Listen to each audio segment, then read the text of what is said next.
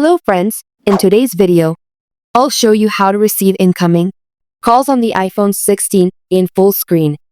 If your calls appear as small banners and you prefer the full screen view, let's get started. This is what an incoming call looks like in full screen. You see the caller's name and photo and the answer and decline buttons. Here's how to turn it on. First, open the Settings app on your iPhone. Scroll down and tap on Apps. Again, scroll down, find the phone apps, and tap on it. Next, tap on Incoming Calls, and you will see two options: Banner and Full Screen. Select Full Screen. That's it.